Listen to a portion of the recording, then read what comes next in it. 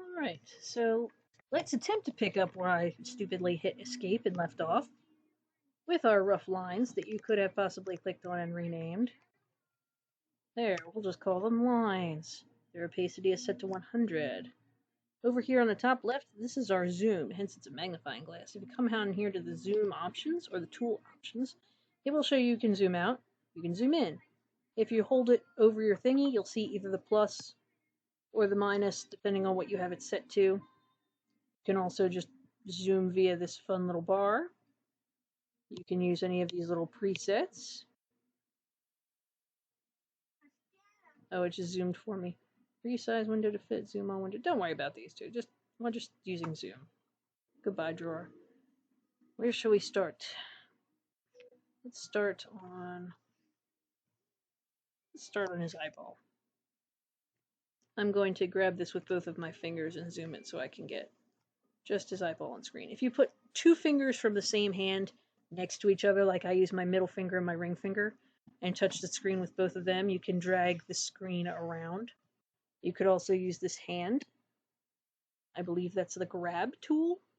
Hand tool. Okay, if you use the hand tool, you'll see a hand on the screen as your cursor. You can just drag things around. It doesn't actually move your layer. You can watch the layers not moving on the screen, versus if we had used the move tool and dragged it. There's no lines to drag. It would, it's supposed to, yes, you can see it moving on here. We're actually moving the thing. We don't want to do that though. So back to if you have hand, it only moves where you're looking. It doesn't actually move the thing. We're done with zoom, we're done with the hand, we're done with move. This is the marquee, the rectangle marquee. See the little tiny arrow up in the top of it? The little like corner, like a photo corner? That means you have tool options. If you press and hold, no. Okay, if you right click, no. Okay. We'll know that there are tool options because it has a little corner on it. See the little corner. If you go down to tool options and click on our marquee, you can change the marquee from a rectangular one. It'll give you rectangular crawling ants to an oval, which will give you an oval or a circle. And if you want it to be exactly a square or exactly a circle, then before you touch the screen to drag, hold the shift key and keep it held. Okay, hang on. Deselect. Try that again. Click, hold shift. No, don't. All right, well, don't click too long. So we're dragging to a rectangle. If you hold shift while we're dragging to a rectangle, it'll say, oh, she wants a square. Okay, good. Deselect is Control D, and that'll undo our crawling arrows. If you go down here and switch it to this oval, you can pull it to an oval, or if you hold the shift key, it'll snap it to a circle. It will always keep it exact same width and height, so you get a perfect circle. If you let go of shift, it goes back to being, a rectangle or an oval. There are additional options to it you can do. I have mine set to add. So if I make a square and decide, hey, I want to add on this area, I can just keep adding areas that are selected because I have it set to add. Instead, you could set it to subtract. So if I draw this area and I'm like, I want to take out just a piece in the middle, now that's not selected. That's because it's set to subtract. What's this one? Intersect. No, I've never played with intersect before. Oh, I see. It grabs just the area where the two rectangles intersect. Okay. This one, it just means if you draw a new rectangle, it'll give you the new rectangle. It won't do anything with it. But I'm going to leave mine on add because I like being able to add things if I mess up. Deselect. So that is the marquee tool. Similar to the marquee tool is the lasso tool. That lets you free grab whatever shape you want. It's got the same thing, add, subtract. You can subtract from it. You can add to it. If it decides it wants to work, there we go. Or you can hit Control D to deselect. The different types of lasso tools, instead of having a rectangle and an oval, magnetic lasso, I don't remember how that works, so I'm not going to teach you, sorry. The polygonal lasso lets you select various points to make a polygon shape of your choice, and it can be anything. It doesn't have to be an exact shape, but to finish it, you need to come back to the first point. That can be handy if you want to do pen work, because there's no pen in this version of Photoshop. But that's more of an advanced thing. We're not going to use the polygonal one. If anything, we're only going to use the regular lasso. Magic wand.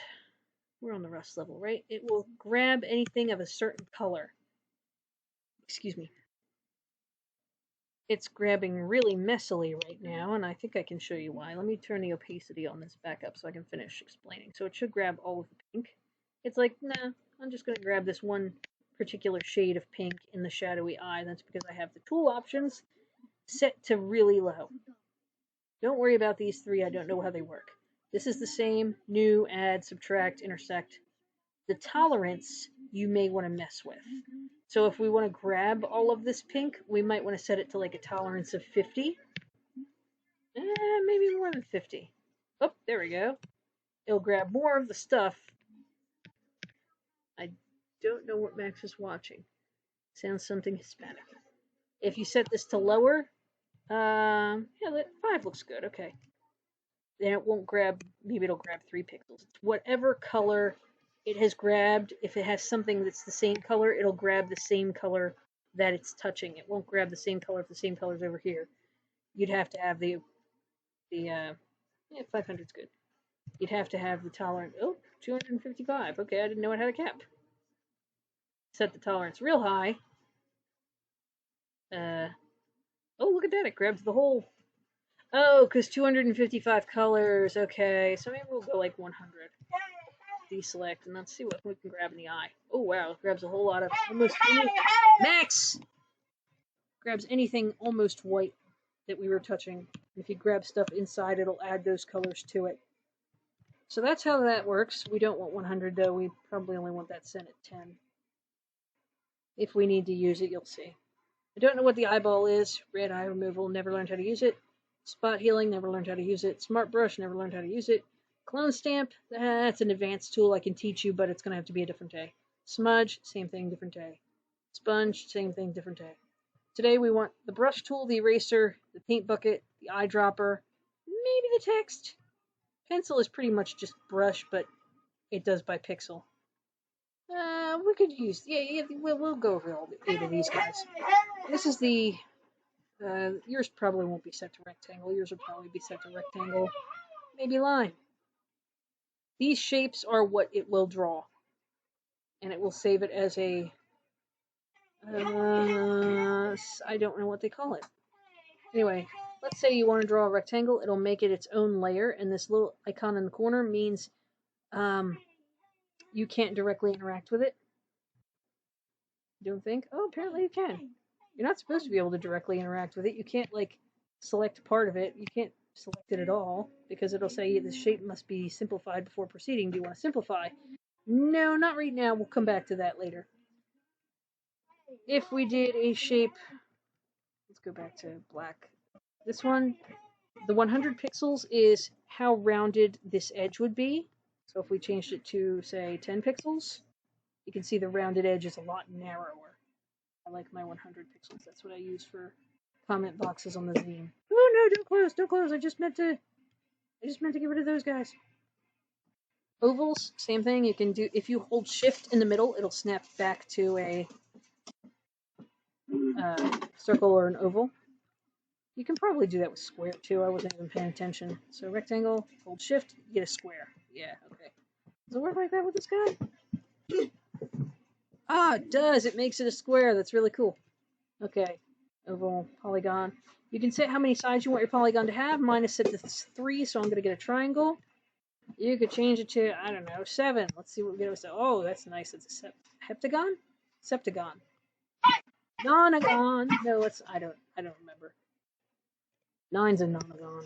Whee! Max, knock it off. I'm trying to record here. Star shape. How many points you want your star to have? Yay, let's have a 7-point star. Mess around with that however you want. If you ever find you need a star for some reason, then yeah, you got a star.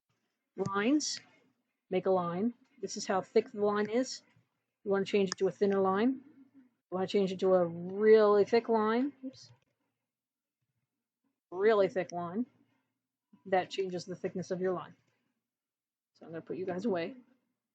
Arrow, what do you do? Show bounding box. Shape selection. I don't know what you do. This one, though, this is a fun one. Custom shape.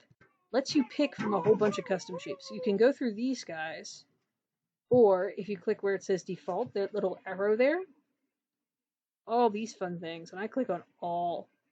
And then you've got a whole bunch of different shapes that you can just go through and have a blast with. I think talk bubbles are in here somewhere. If I don't find them, they're pretty flowers. Come on, talk bubbles, I want to illustrate my point. It's easier to make your own talk bubbles than it is to use these, though, because these are... This is like using a clip art. That's pretty much what these are. These are resizable clip art. Of course, I'm not going to find the ones I want. Come on, guys. There we go. So as a resizable clip art, if we were to draw this, that's the shape you would get. You can't move where the little tail is, so you're kind of stuck with whatever shape it gives you. I think for talk bubbles, it's easier to do this thing with the curvy thingy. And then that's where I use the polygonal lasso. Click inside somewhere, click outside somewhere, click back inside somewhere, connect it, paint bucket, boop. Oh, you're not going to let me do it now, huh? Okay, there we go. And then you can combine those layers, and voila, you have a talk bubble. And you can put your little thingy wherever you want to. I'm going to get rid of all that, though, because that's not what we're doing today. It's just showing you how the tool works. That was this thing, right? Yeah, that was the shape. We don't need the shape now. Eyedropper. Let's talk about eyedropper. Down here we have the colors you're using. You get two colors. Your black, your white. You can change it. You can click on one and pick whatever color you want. This is the hue and Fade and Tint. I think it's Fade and Tint. That's it. That's it. This is the Fade and Tint. How much black or how much white or how much solid color. Or you slide these guys up and down to pick a different color. You've probably seen these thingies before. If you know the actual details for your color or the hex number for your color, you can put that in. Or if you use the eyedropper tool, you can suck up a color that's already on the screen. You can open some different file from Photoshop. Yeah, why not? Let's open Real Life. You want Rilla's hat color. You click the eyedropper tool. Boop. Now we have Rilla's hat color. You want Rilla's, I don't know, gold belt. Now we have gold belt. The problem then becomes, look at how many different yellows are in this belt. The eyedropper can take a single point, whatever pixel you land on. It can take an average of 3 by 3 pixels, or it can take an average of 5 by 5 pixels. I prefer to keep it on 1 pixel, and if I don't like that color, I come over here and I mess with it myself until I get a color that I like. But we're done with you, Rilla. We don't need you. We're over here on Don Blanc. Not Don Blanc, I'm sorry, Gerania. Sorry, Fishy Face. His eyeball has so many different shades of pink in it because it's a 3D model and it's shaded. So if you hit the little black and white square in the corner, it will go back to the default black and white. But that's what the eyedropper is. That's how it works. You can set it to sampling all layers or just the current layer you're on. I leave it on all layers, but you can turn it off if you want. I don't really care.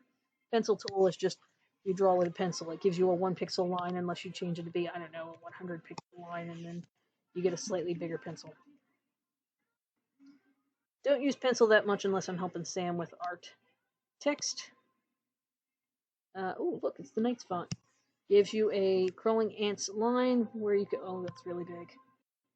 Where you can type in text, typity, type. This is the color for your text, what it's set to. You click on the arrow next to the font name and it will give you whatever fonts are already saved in your computer.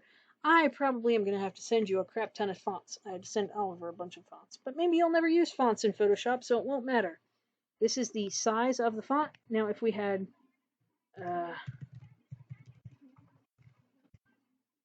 multiple lines, I've only hit space once. The reason this is so far apart is because the leading has been changed to a 45-point leading. If we were to set it to 12 to match the typing, you can't even really see that, can you?